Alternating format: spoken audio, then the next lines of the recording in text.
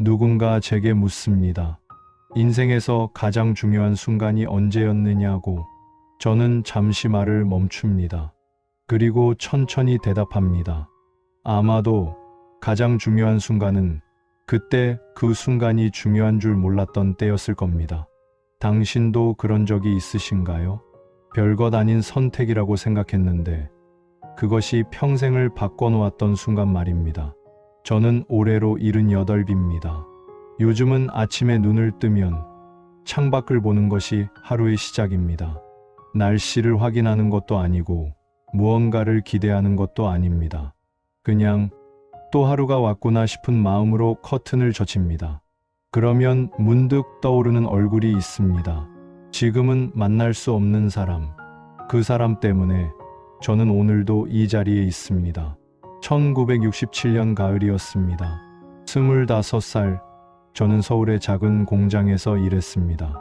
재단사 보조였죠. 아침 7시부터 밤 9시까지 천 조각을 자르고 실밥을 따고 바느질을 배웠습니다. 손끝이 굳었고 허리는 늘 아팠습니다. 그래도 저는 그 일이 좋았습니다. 천을 만지면 무언가 만들어지는 기분이 들었으니까요. 그해 가을, 공장 사장님이 저를 불렀습니다. 자네, 일본으로 갈 생각 없나? 갑작스러운 제안이었습니다. 일본에 있는 섬유 회사에서 기술자를 찾고 있다는 얘기였습니다. 월급은 지금보다 3배, 숙소도 제공된다고 했습니다. 3년만 다녀오게. 그러면 자네 인생 달라질 거야. 사장님은 확신에 찬 목소리로 말했습니다. 저는 망설였습니다. 그럴 만한 이유가 있었습니다. 그때 저에게는 약혼자가 있었습니다. 같은 동네에서 자란 여자였습니다. 이름은 순이. 우리는 20살 때부터 알고 지냈습니다. 특별히 극적인 만남은 아니었습니다. 그냥 동네 앞 우물가에서 자주 마주쳤고 인사를 나누다가 말을 트게 되었죠. 순이는 조용한 사람이었습니다.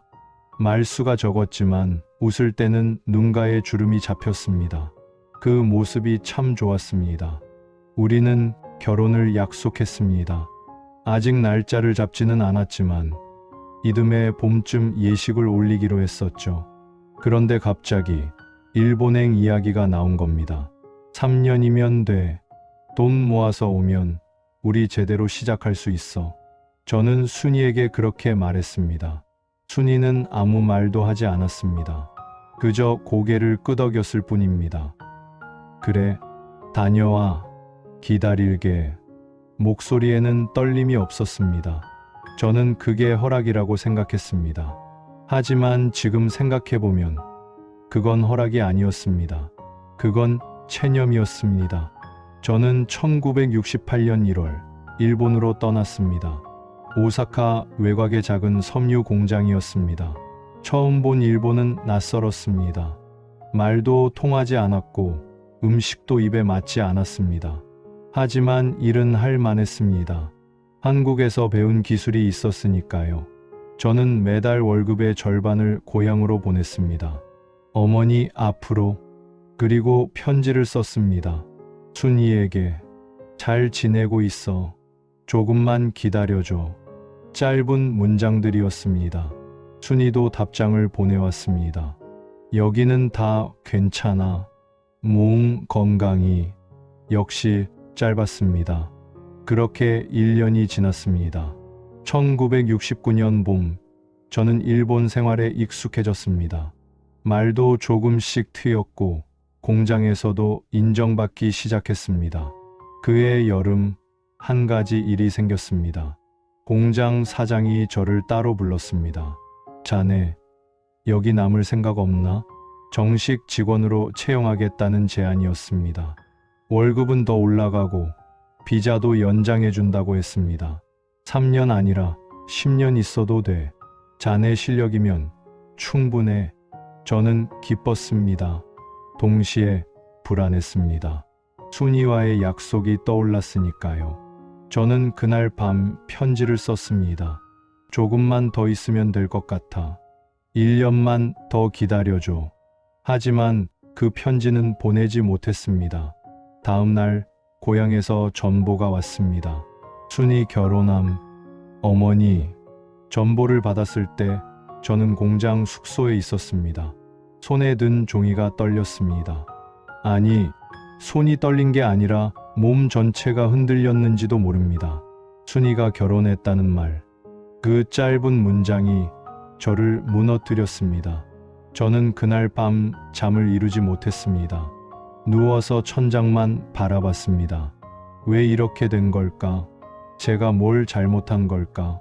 하지만 답은 이미 알고 있었습니다. 제가 너무 오래 떠나 있었던 겁니다. 아니, 정확히는 제가 돌아갈 날짜를 정하지 않았던 겁니다. 조금만 더라는 말을 너무 많이 했던 겁니다. 순이는 기다렸을 겁니다.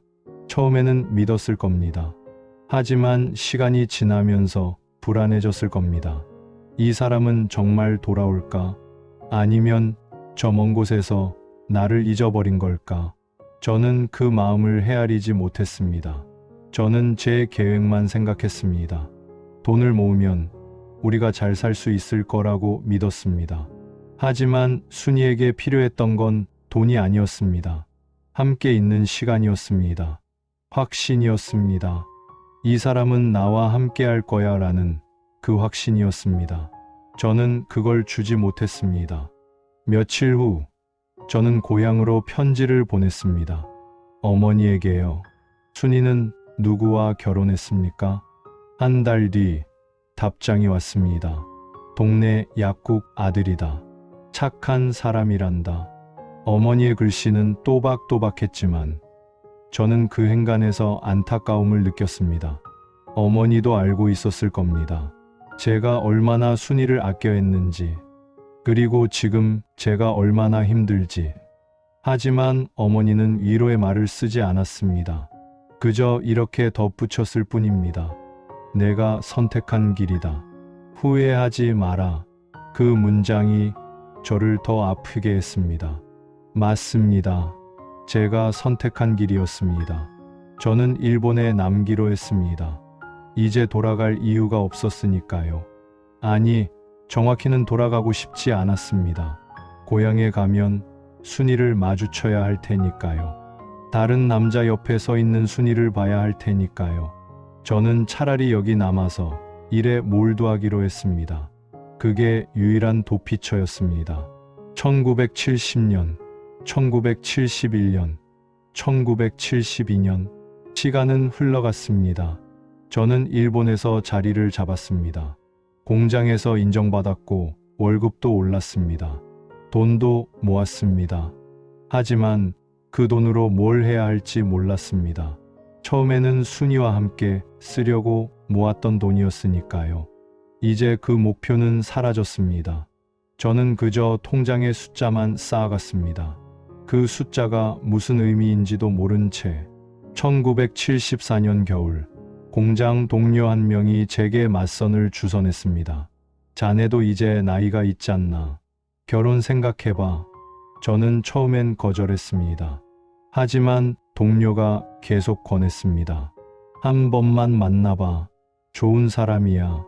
결국 저는 나갔습니다. 오사카 시내의 작은 찻집이었습니다. 상대는 일본 여자였습니다. 이름은 미치코. 32살, 저보다 한 살 어렸습니다. 그녀는 조용했습니다. 말수가 적었고 웃을 때는 손으로 입을 가렸습니다. 어딘가 순이와 비슷한 느낌이 들었습니다. 저는 그게 싫었습니다. 동시에 편안했습니다. 우리는 몇 번 더 만났습니다. 그리고 6개월 뒤 결혼했습니다. 특별한 감정이 있었던 건 아닙니다. 사랑이라고 부를 수 있는 것도 아니었습니다. 그냥 이제는 정착해야 할 시간이라고 생각했습니다. 더 이상 혼자 있고 싶지 않았습니다. 미치코는 좋은 사람이었습니다. 집안일을 잘했고 불평하지 않았습니다. 저에게 많은 걸 요구하지도 않았습니다. 우리는 평범한 부부로 살았습니다. 1976년 아들이 태어났습니다. 이름은 켄지. 작고 연약한 아이였습니다. 제 손에 안겼을 때 저는 이상한 감정을 느꼈습니다. 책임감이었습니다. 이 아이를 잘 키워야 한다는 생각. 그리고 동시에 두려움이었습니다. 나는 이 아이에게 좋은 아버지가 될 수 있을까? 나는 아직도 다른 사람을 잊지 못하고 있는데. 하지만 저는 애써 그 생각을 지웠습니다. 이제는 앞만 보고 살아야 한다고 스스로에게 다짐했습니다. 시간이 지나면서 저는 일본 생활에 완전히 적응했습니다. 말도 자연스러워졌고 일본식 이름도 하나 만들었습니다. 회사에서는 저를 김상이라고 불렀습니다. 한국 이름을 일본식으로 읽은 거죠. 저는 그것에 익숙해졌습니다. 어느새 저는 한국 사람인지 일본 사람인지 모를 사람이 되어 있었습니다. 고향 소식은 가끔 어머니 편지로 들었습니다. 순이네는 잘 산단다. 아이도 둘 낳았어. 그런 소식을 들으면 저는 괜찮은 척했습니다. 다행이네요. 하지만 속으로는 무언가 무너지는 기분이었습니다. 순이는 행복하게 살고 있는데 저는 왜 이렇게 허전할까? 저도 가정을 꾸렸고 아이도 있는데 왜 이렇게 공허할까? 그 질문에 대한 답을 찾을 수 없었습니다. 아이를 키우는 일은 생각보다 어려웠습니다. 켄지는 순한 아이였지만 저는 어떻게 아버지 노릇을 해야 할지 몰랐습니다. 퇴근하면 아이는 이미 잠들어 있었고 주말에도 저는 피곤해서 제대로 놀아주지 못했습니다. 미치코가 모든 걸 했습니다. 밥을 먹이고 재우고 아플 때 병원에 데려가고 저는 그저 돈을 벌어오는 사람이었습니다. 그게 아버지의 역할이라고 생각했습니다. 하지만 켄지가 자라면서 저는 조금씩 불안해졌습니다.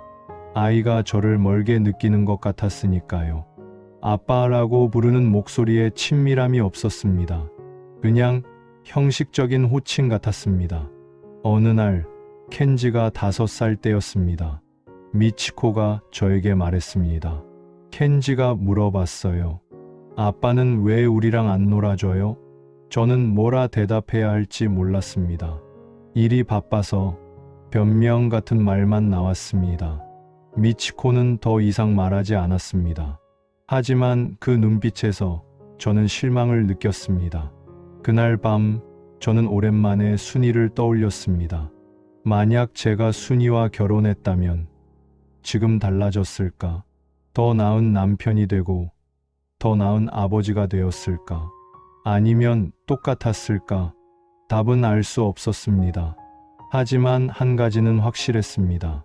제 마음 한구석은 아직도 그때 그 가을에 머물러 있었습니다.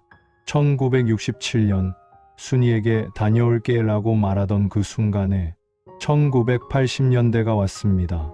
저는 40을 넘겼고 회사에서도 중간 관리자가 되었습니다. 켄지는 초등학생이 되었습니다. 일본 학교에 다니며 일본 아이들과 어울렸습니다. 한국말은 거의 하지 못했습니다. 저는 가끔 켄지에게 한국어를 가르치려 했지만 아이는 싫어했습니다. 왜 배워야 해요? 저는 일본 사람인데. 그 말을 듣는 순간 저는 말문이 막혔습니다. 켄지에게 한국은 아무 의미가 없었습니다. 그저 아버지의 고향일 뿐. 가본 적도 없고 갈 이유도 없는 곳. 저는 그때 깨달았습니다. 제가 한국을 떠난 건 단순히 장소를 옮긴 게 아니었습니다. 제 뿌리를 끄는 것이었습니다. 그리고 그 결과 제 아이는 그 뿌리를 알지 못하게 된 것입니다. 그게 옳은 일인지 잘못된 일인지 저는 여전히 판단할 수 없었습니다. 1985년 어머니가 돌아가셨습니다. 전화로 소식을 들었습니다. 저는 급히 한국행 비행기를 탔습니다. 20년 만에 돌아가는 고향이었습니다. 인천공항에 내렸을 때 모든 게 낯설었습니다. 건물도 사람들도 말소리도. 저는 한국 사람인데 한국이 낯설었습니다. 장례식장에는 친척들이 모여 있었습니다. 모두 나이가 들어 있었습니다. 저를 알아보는 사람도 있었고 못 알아보는 사람도 있었습니다. 오랜만이다. 일본에서 잘 살고 있다며? 뭐, 그럭저럭. 저는 어색하게 대답했습니다. 장례를 치르는 사흘 동안 저는 여러 사람을 만났습니다. 그리고 마지막 날 순이를 만났습니다. 조문을 오셨다고 했습니다. 20년 만에 보는 얼굴이었습니다. 순이는 40이 넘어 있었습니다. 주름이 생겼고 머리카락에는 흰머리가 섞여 있었습니다. 하지만 여전히 웃을 때는 눈가에 주름이 잡혔습니다. 잘 지냈어? 순이가 먼저 물었습니다. 목소리는 여전히 조용했습니다. 응. 너도? 응. 잘 살아. 짧은 대화였습니다. 더 이상 할 말이 없었습니다. 아니, 할 말은 많았지만 어디서부터 꺼내야 할지 몰랐습니다. 순이는 곧 자리를 떴습니다. 어머니 명복을 빌게. 몸 조심해. 그렇게 말하고는 돌아섰습니다. 저는 그 뒷모습을 바라봤습니다. 말리고 싶었습니다. 미안해. 그때 내가 잘못했어. 하지만 그 말은 입 밖으로 나오지 않았습니다. 이미 20년이 지났습니다. 순이에게는 남편이 있고 아이들이 있습니다. 저에게도 아내가 있고 아들이 있습니다. 이제 와서 사과한다고 뭐가 달라질까요? 아무것도 달라지지 않습니다. 저는 그저 그 자리에 서 있었습니다. 순이가 사라질 때까지. 장례를 마치고 저는 일본으로 돌아왔습니다. 집에 돌아왔을 때 켄지가 물었습니다. 아빠, 한국 어땠어? 응, 그냥 그랬어. 저는 더 이상 말하지 않았습니다. 켄지도 더 묻지 않았습니다. 그날 밤 저는 오랜만에 눈물을 흘렸습니다. 소리 없이 미치코가 모르게 베개의 얼굴을 묻고 조용히 울었습니다. 왜 우는지도 정확히 알 수 없었습니다. 어머니가 돌아가셔서인지, 순이를 다시 봐서인지, 아니면 제가 잃어버린 모든 것들 때문인지 그저 눈물이 멈추지 않았습니다. 그 후로 몇 년이 지났습니다. 저는 다시 일상으로 돌아왔습니다. 출근하고 퇴근하고 주말에는 쉬고 평범한 삶이었습니다. 하지만 무언가 달라진 게 있었습니다. 저는 이전보다 조용해졌습니다. 말수가 줄었고 생각이 많아졌습니다. 미치코는 그런 저를 걱정했습니다. 괜찮아요? 응, 괜찮아. 저는 늘 그렇게 대답했습니다. 하지만 괜찮지 않았습니다. 제 안에는 늘 무언가 빠진 듯한 느낌이 있었습니다. 채워지지 않는 빈자리. 그게 뭔지는 정확히 알 수 없었습니다. 1990년대가 왔습니다. 켄지는 고등학생이 되었습니다. 말수가 적었고 방에만 있었습니다. 사춘기라고 생각했습니다. 하지만 어느 날 켄지가 저에게 물었습니다. 아빠는 왜 한국을 떠났어요? 갑작스러운 질문이었습니다. 저는 잠시 말을 멈췄습니다. 일 때문에 그게 다예요? 켄지는 더 이상 묻지 않았습니다. 하지만 그 눈빛에서 저는 무언가를 느꼈습니다. 실망? 아니, 실망보다는 단절. 켄지는 제가 숨기는 무언가가 있다는 걸 알고 있었습니다. 하지만 저는 말하지 않았습니다. 말할 수 없었습니다. 제가 순이를 두고 떠났다는 것, 그리고 그것을 평생 후회하며 살고 있다는 것, 그걸 아들에게 어떻게 말할 수 있을까요? 저는 그저 침묵했습니다. 그리고 그 침묵은 저와 켄지 사이의 벽을 만들었습니다. 2000년대에 접어들었습니다. 저는 예순을 바라보고 있었습니다. 회사에서는 은퇴를 준비하라는 말을 들었습니다. 켄지는 대학을 졸업하고 취직했습니다. 도쿄에서 일하며 혼자 살았습니다. 가끔 연락이 왔지만 자주는 아니었습니다. 미치코와 저는 둘만 남았습니다. 조용한 집, 텔레비전 소리만 들리는 저녁. 우리는 나란히 앉아 있었지만 대화는 많지 않았습니다. 저녁 뭐 먹을까요? 아무거나. 그런 대화들. 삶은 평온했습니다. 하지만 그 평온함 속에 저는 점점 더 외로워졌습니다. 2005년 저는 회사에서 은퇴했습니다. 40년 가까이 다닌 회사였습니다. 마지막 날 동료들이 작은 파티를 열어줬습니다. 수고했어, 김상. 오래 함께해서 고마웠어. 따뜻한 말들이었습니다. 하지만 저는 이상하게도 공허했습니다. 이 사람들은 저를 알까요? 제 이름이 김상이 아니라는 것, 제가 한국에서 왔다는 것, 제가 평생 다른 사람을 잊지 못했다는 것, 아무도 몰랐습니다. 저도 말하지 않았으니까요. 집으로 돌아오는 길, 저는 문득 멈춰 섰습니다. 이제 뭘 하며 살아야 할까? 매일 출근하던 삶이 끝났습니다. 이제 남은 건 무엇일까? 그 질문에 답할 수 없었습니다. 은퇴 후 저는 집에만 있었습니다. 아침에 일어나서 신문을 보고 산책을 하고 텔레비전을 봤습니다. 미치코는 여전히 집안일을 했습니다. 우리는 여전히 나란히 살았습니다. 하지만 점점 더 서로에게 할 말이 없어졌습니다. 어느 날 미치코가 물었습니다. 당신 행복해요? 갑작스러운 질문이었습니다. 저는 고개를 들었습니다. 미치코는 저를 보고 있었습니다. 그 눈빛에는 슬픔이 있었습니다. 왜 갑자기? 그냥요.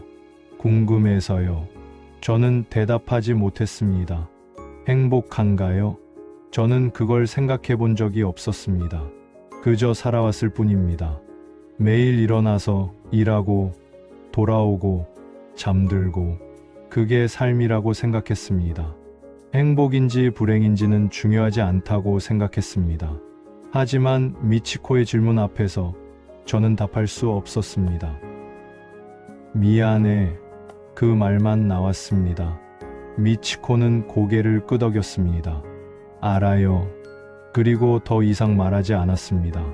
그날 밤 저는 오랜만에 순이를 떠올렸습니다.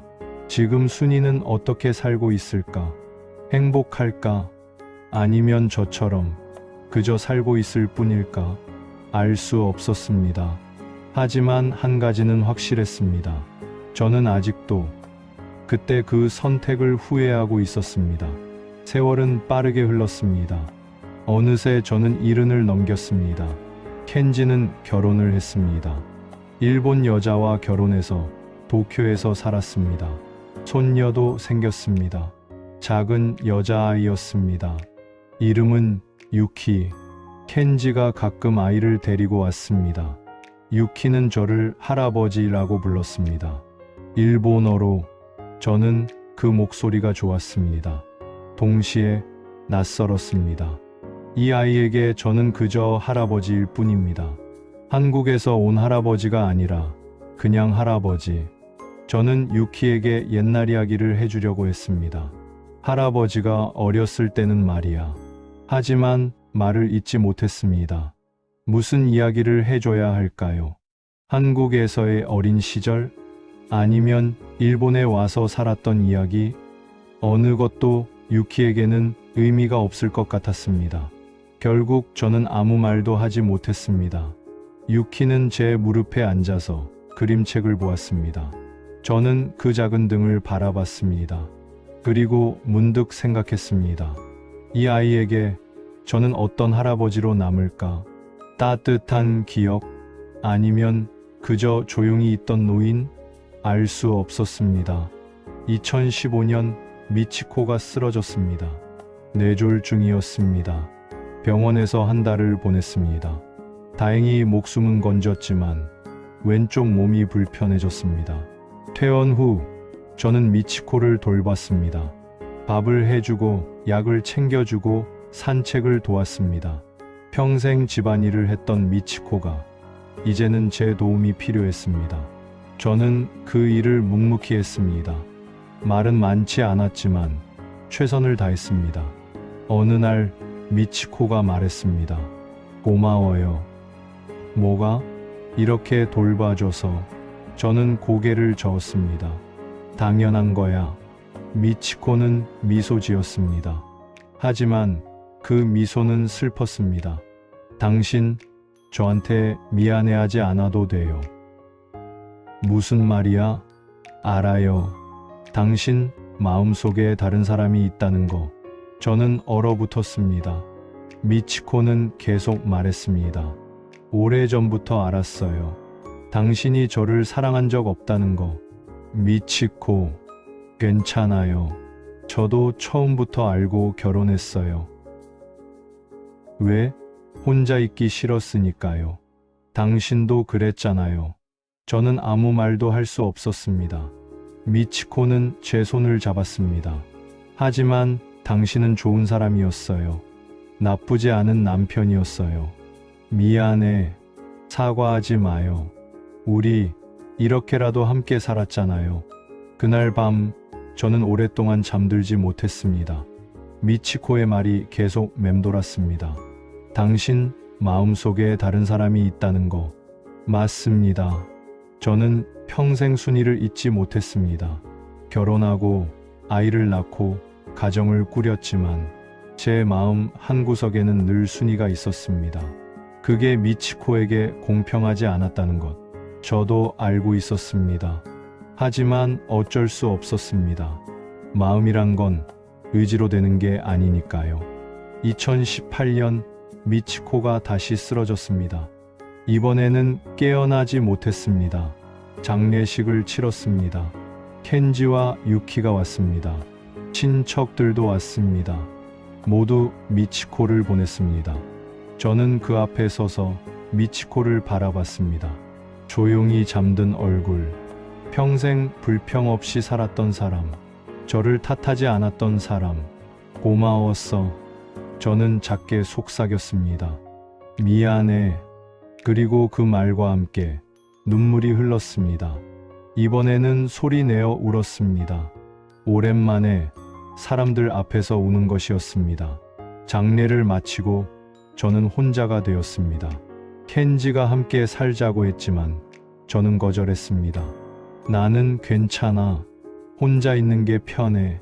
켄지는 걱정했지만 결국 받아들였습니다. 저는 다시 혼자가 되었습니다. 50년 만에 처음처럼 집은 조용했습니다. 아무 소리도 들리지 않았습니다. 저는 그 조용함 속에 앉아서 생각했습니다. 이제 남은 시간은 얼마나 될까? 그리고 그 시간을 어떻게 보내야 할까? 혼자 사는 삶은 예상보다 어렵지 않았습니다. 저는 원래 말이 적은 사람이었고 혼자 있는 것도 익숙했습니다. 아침에 일어나면 간단히 식사를 하고 근처 공원을 산책했습니다. 점심은 대충 때우고 오후에는 책을 읽거나 텔레비전을 봤습니다. 저녁은 더 간단했습니다. 그렇게 하루가 지나갔습니다. 특별할 것 없는 하루들이었습니다. 하지만 어느 날부터 저는 이상한 감정을 느끼기 시작했습니다. 허무함이었습니다. 이렇게 하루하루를 보내는 게 의미가 있는 걸까? 그냥 시간을 흘려보내는 것뿐인 게 아닐까? 그런 생각이 들었습니다. 2019년 봄, 저는 오랜만에 한국행을 결심했습니다. 특별한 이유는 없었습니다. 그냥 문득 가보고 싶었습니다. 고향이 보고 싶었습니다.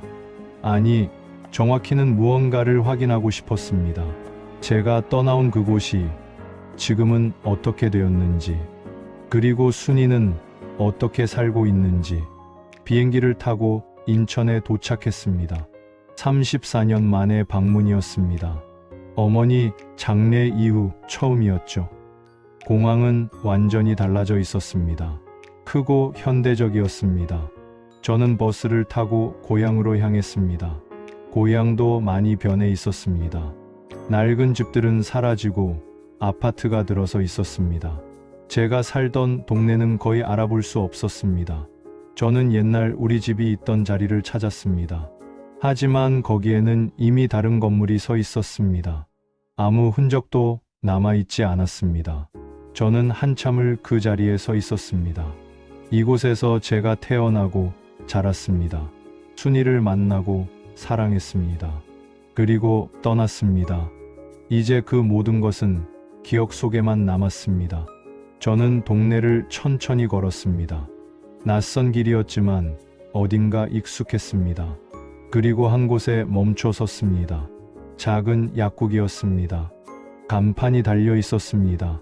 평화약국, 순이 남편의 약국이었습니다. 저는 한참을 그 앞에 서 있었습니다. 들어가야 할까, 말아야 할까 고민했습니다. 하지만 결국 문을 밀었습니다. 약국 안은 조용했습니다. 카운터 뒤에 한 여자가 앉아 있었습니다. 나이 든 여자, 순이었습니다. 저는 입구에서 멈춰 섰습니다. 순이도 저를 봤습니다. 잠시 놀란 표정이었습니다. 하지만 곧 담담한 얼굴로 돌아왔습니다. 너? 나야. 우리는 서로를 바라봤습니다. 34년 만의 재회였습니다. 순이는 이른이 넘어 있었습니다. 주름이 깊었고 머리카락은 하얗게 새었습니다. 하지만 여전히 그 사람이었습니다. 뭐 하러 왔어? 순이가 물었습니다. 목소리는 여전히 조용했습니다. 그냥 보고 싶어서. 이제 와서. 저는 대답하지 못했습니다. 맞습니다. 이제 와서 뭐하러 온 걸까요? 순이는 한숨을 쉬었습니다. 앉아. 저는 약국 한쪽 의자에 앉았습니다. 순이가 차를 내왔습니다. 우리는 마주 앉았습니다. 잘 살았어? 순이가 물었습니다. 그럭저럭. 일본에서? 결혼했어? 했어. 너도 알잖아. 그래, 들었어. 침묵이 흘렀습니다. 무슨 말을 해야 할지 몰랐습니다. 50년 전에 끊긴 대화를 어떻게 이어가야 할까요? 왜 안 돌아왔어? 순이가 물었습니다. 미안해. 사과는 됐어. 그냥 궁금해서. 저는 한참을 생각했습니다. 왜 안 돌아왔을까요? 돌아갈 곳이 없었어. 무슨 소리야? 여기가 내 고향인데. 아니야. 내가 없는 고향은 고향이 아니었어. 순이는 고개를 저었습니다. 그런 말 하지 마. 이제 와서 그런 말 해봤자 무슨 소용이야. 알아. 그래도 하고 싶었어. 순이는 차를 한 모금 마셨습니다. 나도 기다렸어. 처음에는. 알아. 하지만 너는 안 돌아왔어. 편지만 보냈지. 미안해. 사과 그만해. 지겹다. 저는 입을 다물었습니다. 순이는 창밖을 바라봤습니다. 나도 행복하진 않았어. 다른 사람이랑 결혼했지만. 그래? 착한 사람이었어. 나한테 잘해줬어. 하지만 사랑은 아니었어. 저는 가슴이 아팠습니다. 미안해. 그만하라니까. 이제 다 지나간 일이야. 순이는 저를 봤습니다. 너도 그랬겠지? 그럼 됐어. 우리 둘 다 그냥 그렇게 산 거야. 저는 고개를 끄덕였습니다. 맞습니다. 우리는 그냥 그렇게 살았습니다. 사랑하는 사람과 함께하지 못하고, 다른 사람과 가정을 꾸리고, 행복하지도 불행하지도 않게 그냥 살았습니다. 남편은? 제가 물었습니다. 작년에 갔어. 그랬구나. 조용히 갔어. 고생 안 하고. 자식들은? 둘 다 잘 살아. 손주도 있어. 다행이네. 너는? 아들 하나, 손녀 하나. 그래. 우리는 또 침묵했습니다. 할 말이 없었습니다. 아니, 할 말은 많았지만 이제 와서 할 필요가 없었습니다. 저는 한참 만에 입을 열었습니다. 후회해. 순이가 저를 봤습니다. 뭘? 나랑 결혼 안 한 거. 순이는 잠시 생각하더니 고개를 저었습니다. 아니, 안 해. 정말? 너랑 결혼했어도 행복했을 것 같지 않아. 그 말이 뼈에 사무쳤습니다. 하지만 맞는 말이었습니다. 넌 그때도 지금도 내 자신한테만 집중하는 사람이야. 순이가 말했습니다.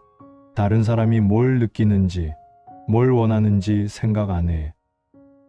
미안해. 또 사과해. 그러지 말라니까. 순이는 한숨을 쉬었습니다.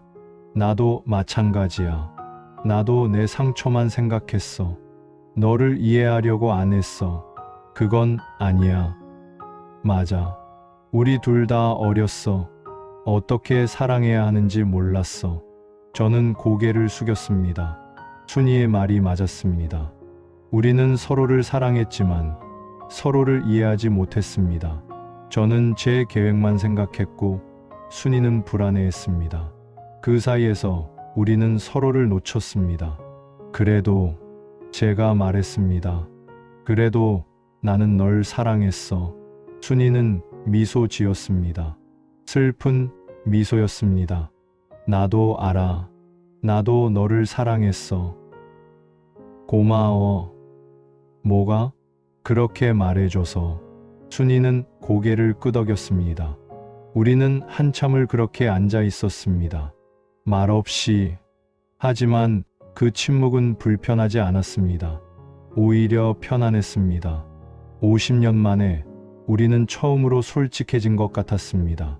이제 어떻게 할 거야? 순이가 물었습니다. 일본으로 돌아가야지.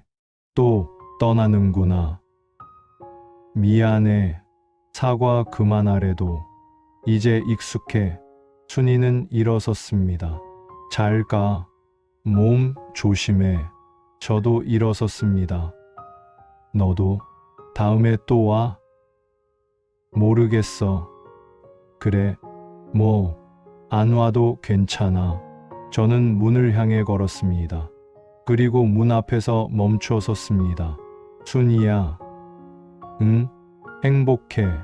순이는 잠시 침묵하다가 대답했습니다. 너도? 저는 고개를 끄덕이고 밖으로 나왔습니다. 뒤돌아보지 않았습니다. 뒤돌아보면 다시 돌아갈 것 같았으니까요. 저는 천천히 걸었습니다. 가슴이 아팠습니다. 하지만 이상하게도 후련했습니다. 50년 동안 하지 못했던 말을 했습니다. 그리고 들었습니다. 이제 조금은 내려놓을 수 있을 것 같았습니다. 그날 밤 저는 호텔 방에서 창밖을 바라봤습니다. 서울의 야경이 보였습니다. 반짝이는 불빛들. 저는 그 불빛들을 보며 생각했습니다. 제 인생은 무엇이었을까? 일본에서 50년을 살았습니다. 가정을 꾸렸고 아이를 키웠습니다. 일을 했고 돈을 벌었습니다. 하지만 행복했을까? 아니요. 행복하지 않았습니다. 그렇다고 불행했을까? 그것도 아닙니다. 그냥 살았을 뿐입니다. 제가 선택한 삶을 후회하면서도 어쩔 수 없이. 다음 날 저는 한국을 떠났습니다. 공항으로 가는 버스 안에서 저는 창밖을 봤습니다. 스쳐 지나가는 풍경들. 이제는 낯선 풍경들. 저는 이곳에서 태어났지만 이제 이곳은 제 것이 아니었습니다. 일본도 제 것이 아니었습니다. 저는 어디에도 속하지 않는 사람이었습니다. 그게 제가 선택한 삶의 대가였습니다. 비행기가 이륙했습니다. 창밖으로 한국이 작아졌습니다. 저는 눈을 감았습니다. 그리고 생각했습니다. 이제 남은 시간을 어떻게 살아야 할까? 후회 속에서 살 것인가? 아니면 받아들이고 살 것인가? 저는 아직 답을 모릅니다. 하지만 한 가지는 알게 되었습니다. 인생은 선택의 연속이지만 그 선택이 항상 옳은 것은 아니라는 것. 때로는 잘못된 선택을 하기도 합니다. 그리고 그 잘못된 선택이 평생을 바꿔놓기도 합니다. 하지만 그것도 삶입니다. 완벽하지 않은 후회로 가득한 그래도 제 삶입니다. 일본으로 돌아온 후 저는 조금 달라졌습니다. 뭐가 달라졌는지 정확히 설명하기는 어렵습니다. 하지만 무언가 가벼워진 느낌이었습니다. 50년 동안 짊어지고 있던 짐을 조금 내려놓은 것 같았습니다. 저는 다시 일상으로 돌아왔습니다. 아침에 일어나서 산책하고 책을 읽고, 하지만 이전과는 조금 다른 마음이었습니다. 이전에는 그냥 시간을 흘려보냈다면 이제는 조금씩 음미하게 되었습니다. 아침 햇살이 창문으로 들어올 때, 공원에서 바람이 불어올 때, 저녁에 차를 마실 때, 그런 작은 순간들이 예전보다 소중하게 느껴졌습니다. 어느 날 켄지가 전화를 했습니다. 아버지, 요즘 어떠세요? 괜찮아. 건강하시죠? 그럼 짧은 대화였습니다. 하지만 예전과는 조금 달랐습니다. 켄지야, 네, 아버지가 너한테 좋은 아버지 못 됐구나. 전화 너머로 침묵이 흘렀습니다. 왜 갑자기 그러세요? 그냥 미안해서. 아버지, 켄지의 목소리가 낮아졌습니다. 저도 이제 아버지가 됐잖아요. 그러니까 알 것 같아요. 뭘? 아버지도 최선을 다하셨다는 거요. 저는 눈시울이 뜨거워졌습니다. 고맙다. 아버지도 힘드셨죠? 이제 좀 쉬세요. 자책하지 마시고. 그날 밤 저는 오랜만에 편히 잠들었습니다. 며칠 후 켄지가 유키를 데리고 왔습니다. 유키는 이제 10살이었습니다. 활발하고 밝은 아이로 자라 있었습니다. 할아버지, 유키가 저에게 달려왔습니다. 저는 아이를 안아 올렸습니다. 가벼웠습니다. 유키야, 할아버지가 이야기 하나 해줄까? 네. 저는 유키를 무릎에 앉히고 천천히 말했습니다. 옛날 옛적에 한 남자가 있었어. 어떤 남자요? 선택을 잘못한 남자. 뭘 잘못 선택했어요? 사랑하는 사람을 떠났거든. 유키는 고개를 갸웃거렸습니다. 왜요? 돈을 벌러 갔어. 더 잘 살려고. 그래서요? 그런데 너무 오래 있다 보니까 사랑하는 사람이 떠나버렸어. 그럼 어떻게 됐어요? 저는 잠시 말을 멈췄습니다. 남자는 평생 후회하며 살았어. 하지만 그래도 살았어. 유키는 이해하지 못하는 표정이었습니다. 당연했습니다. 10살 아이에게 이런 이야기는 어려울 테니까요. 하지만 언젠가 유키가 크면 이해할 날이 올 것입니다.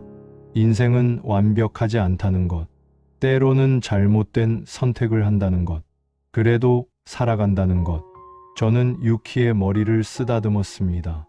유키야, 할아버지가 하고 싶은 말은 말이야. 뭐예요? 선택할 때는 잘 생각하렴. 무엇이 정말 중요한지. 네, 유키는 환하게 웃었습니다. 그 웃음이 저를 위로했습니다. 2020년 코로나가 왔습니다. 세상이 멈춘 것 같았습니다. 사람들은 집에만 있었고 거리는 텅 비었습니다. 저도 집에만 있었습니다. 하지만 저에게는 큰 변화가 없었습니다. 원래 혼자 있던 사람이었으니까요. 그 시간 동안 저는 많은 생각을 했습니다. 제 인생에 대해서, 제가 한 선택들에 대해서, 그리고 깨달았습니다. 인생에서 가장 중요한 것은 무엇을 선택했느냐가 아니라 그 선택을 어떻게 받아들이느냐였습니다. 저는 잘못된 선택을 했습니다. 순위를 두고 떠난 것, 그것은 분명 잘못된 선택이었습니다. 하지만 그 선택 때문에 저는 지금 여기 있습니다. 켄지가 있고 유키가 있습니다. 미치코와 함께한 시간도 있었습니다. 그것들이 완벽하지는 않았지만 의미가 없는 것도 아니었습니다. 저는 이제 이해합니다. 인생은 만약으로 살 수 없다는 것을. 만약 그때 다른 선택을 했다면 하고 후회해봤자 아무것도 바뀌지 않습니다. 중요한 것은 지금 이 순간을 어떻게 사느냐입니다. 남은 시간을 후회 속에서 살 것인가? 아니면 받아들이고 감사하며 살 것인가? 저는 후자를 선택하기로 했습니다. 이미 늦었지만 지금이라도 선택하기로 했습니다. 요즘 저는 매일 아침 창문을 엽니다. 바깥 공기를 마시며 새 소리를 듣습니다. 그리고 생각합니다. 오늘도 하루가 왔구나. 감사한 일입니다. 아직 숨을 쉬고 있다는 것, 아직 하루를 시작할 수 있다는 것. 저는 더 이상 과거에 매달리지 않습니다. 순이를 잊은 것은 아닙니다. 여전히 가끔 떠올립니다. 하지만 이제는 그 기억이 저를 아프게 하지 않습니다. 오히려 따뜻합니다. 한때 누군가를 그렇게 사랑했다는 것, 그것만으로도 의미가 있다고 생각합니다. 켄지는 가끔 전화를 합니다. 아버지, 건강하시죠? 응, 괜찮아. 이번 주말에 갈게요. 유키도 데리고요. 그래, 기다릴게. 짧은 대화지만 그 안에 담긴 마음을 느낍니다. 켄지도 이제 알게 된 것 같습니다. 아버지도 한 사람의 인간이었다는 것, 완벽하지 않고 실수도 하고 후회도 하는 사람이었다는 것, 그것을 이해하고 받아들여주는 것 같습니다. 지난주 유키가 편지를 보냈습니다. 학교에서 쓴 편지였습니다. 할아버지께, 할아버지, 사랑해요. 유키가 짧은 문장이었지만 저는 한참을 그 편지를 들여다봤습니다. 누군가 저를 사랑한다고 말해준 게 얼마만인지 모르겠습니다. 저는 그 편지를 책상 서랍에 넣었습니다. 가끔 꺼내 보려고. 어제는 공원을 걷다가 젊은 부부를 봤습니다. 손을 잡고 걷고 있었습니다. 여자는 웃고 있었고 남자는 그 모습을 바라보고 있었습니다.